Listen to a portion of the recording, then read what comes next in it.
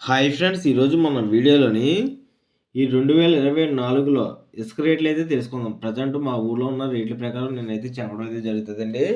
వీడియోనైతే ఎక్కడ స్కిప్ చేయకుండా లాస్ట్ దాకా చూడండి. ప్రెజెంట్ ఇప్పుడున్న రేట్ల ప్రకారం ఈ 2024లోని ఒక యూనిట్ ఇసుకొచ్చేటప్పటికి 3500 అయితే ఉందన్నమాట అండి. మాది రాజమండ్రి. మా రాజమండ్రిలో ఉన్న రేట్ల ప్రకారం అయితే నేను చెప్పడం అయితే జరుగుతుందన్నమాట.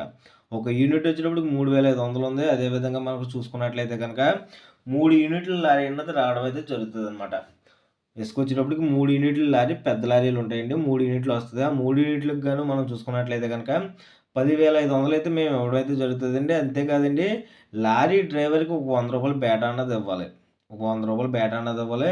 ప్రెజెంట్ 2024లో ఒక లారీ ఇసుక 3 యూనిట్ల లారీ ఇసుకొచ్చేటప్పటికి 10,500 అయితే అవుతుందనమాట అండి. మా రాజమండ్రి అనమాట. మాది రాజమండ్రి అండి. మా రాజమండ్రిలో ఉన్న రేట్ల ప్రకారం అయితే నేను చెప్పానండి. అదే విధంగా మీ ఊర్లో ఉన్న రేట్ల ప్రకారం మీరు బిల్లింగ్ కట్టి